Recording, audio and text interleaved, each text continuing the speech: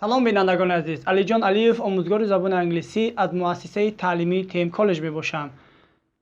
اینک درس هفتم خود رو شروع کردیم. در این درس ما به شما ارتیکل A و N را بفهمونیم. اگر شما ما را زینه به زینه تماشا کرده ایستاده باشید، ما در شب پیشینه به شما درباره فعل تو بی معلومات دادیم. درس امروزه ما درباره ارتیکل A و N می رود و این چی رول را میبوده در زبان انگلیسی ما به شما شرح میدهیم. ما در زبان تاجیکی ارتیکل A N نداریم و در زبان انگلیسی این ارتیکل A و N موجود است. ارتیکل A و N چی معنا دارد؟ ارتیکل A و N معنای یک را دارد، یعنی کلمه یک را استفاده میکند. خب وقتی که ما در جمله ارتیکل A را استفاده میبریم، اونگاه این معنای جمله شکل تنها را استفاده میکند. خب اینک میگذاریم به قسمت درس.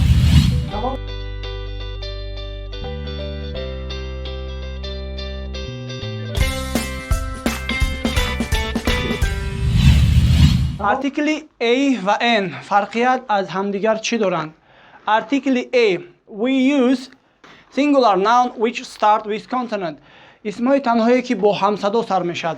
Consonant singular noun اسمای تنها which start سر میشود with consonant با همصدا.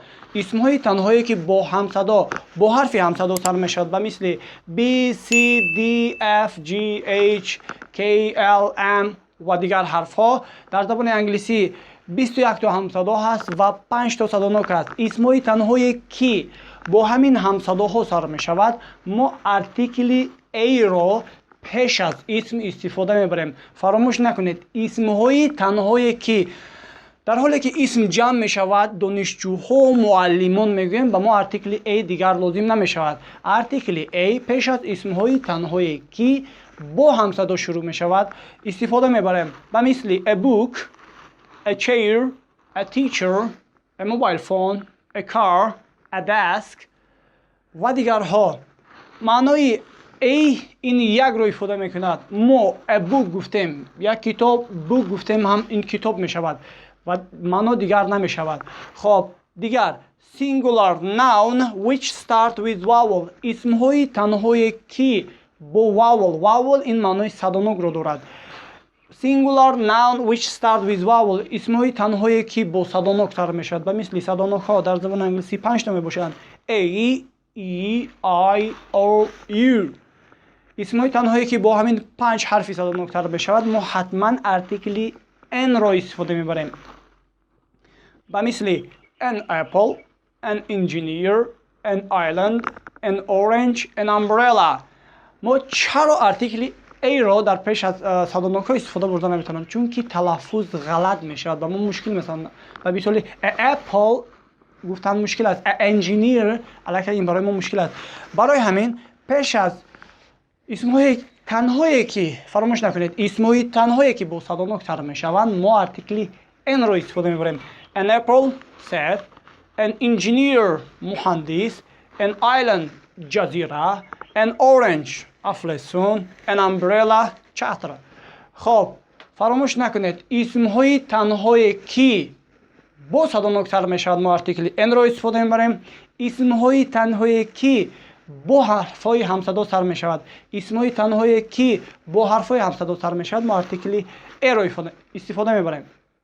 خب اینک در جمله ها میبینیم که در کجاها ما ارتیکل A را استفاده میبریم. در جمله های خب پوزیتیو یعنی جمله های حکایگی، در جمله های نگاتیو جمله های انکاری و در جمله های کوشن در جمله های سوالی.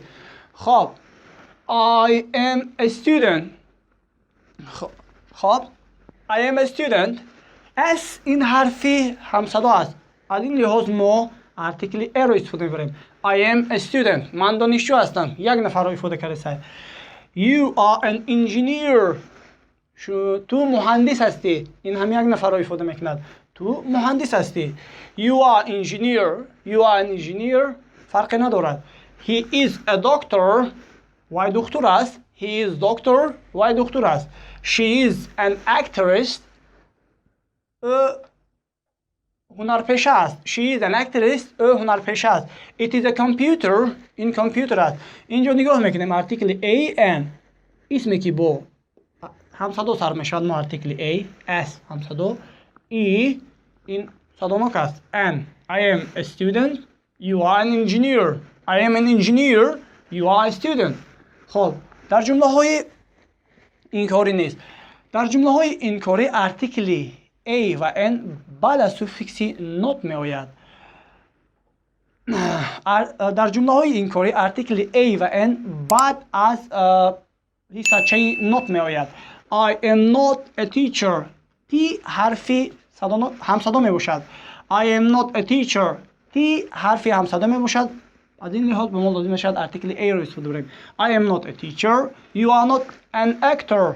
A حرفی صدانک است. از این لحاظ به ما لازم است ارتیکل N رو استفاده کنیم. You are not an actor. He is not a doctor. She is not an artist. She is not an artist. Artist رسام است. She is not an artist. رسام نیست. It is not an apple in سبزه است. شاید این کارتوشکا باشد. We are not hungry. ما گرسنه نیستیم. You are not thirsty. شما تشنه نیستید. They are not tired. آنها خسته نیستند. در اینجا با ما ارتیکل نیست. در اینجا ما ارتیکل رو استفاده نداریم. چرا؟ باز یک بار دیگر تاکید می‌نماییم که ارتیکل پیش از اسم‌های تنها می‌آید. Hungry, thirsty, tired اینها صفت هستند. در صفت به ما ارتیکلی N یا A لازم نمیشد. یا اینکه در اسم‌های شکل جمع students, teacher, students یا اینکه در اسم‌های شکل جمع students, teachers, doctors. این اسم‌ها اسم شکل جمع هستند. students در آخرش ما سوفیکس اس موندیم. دانشجوها، teachers معلمان، doctors دکتران. با ما ارتیکل لازم نمیشود. جمله های سوالی رو میبینیم. Am I a teacher؟ بعد از جانشین اومده ایستاده است. Am I a teacher؟ آیا من معلم هستم؟ Are you an actor؟ آیا شما اکتور هستید؟ هنرپیشه هستید؟ Is he a taxi driver؟ آیا وای تاکسی درایور است؟ راننده ماشین است؟ Is it a computer؟ این کامپیوتر است. Are you students؟ Are we students؟ Are you doctors? Are they teachers؟ در اینجا نیز ما ارتیکل A و N را استفاده نبردیم. چرا؟ چون که اسم‌های مشکل جمع آمده است. در اینجا ما ارتیکل A و N را استفاده نبردیم. چرا؟ چون که در اینجا اسم‌ها در شکل جمع هستند. باز یک بار دیگر تاکید می‌نماییم که باز یک بار دیگر می‌فهمونیم که ارتیکل A و N پیش از اسم‌های تنها استفاده برده می‌شود. ارتیکل A پیش از اسم‌های تنهایی که با همصدا سر می‌شوند. ارتیکل N پیش از اسم‌های تنهایی که با صدا نک سر می‌شوند. این بود درس امروزه ما. امیدوار هستیم از این درس شما کمی بهره بردید و باوری داریم که شما در جمله‌های خود ارتیکل A و N را گذاشتن را فراموش نمی‌کنید. اگر شما گذاشتید این از روی گراماتیکی خطا نمی‌شود. اگر شما نگذاشتید این از روی گراماتیکی نیز خطا نمی‌شود، چون که ارتیکل A و N این یک را استفاده می‌کند.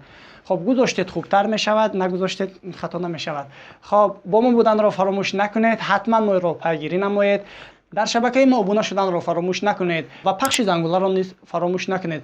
با دیگران این خبر را حتما برسانید. کانال تفکر تیوی هر هفته روزهای دوشنبه با شما درس‌های نو پیشکش می‌نماید. با ما بودن را فراموش نکنید. تا درس این وعده.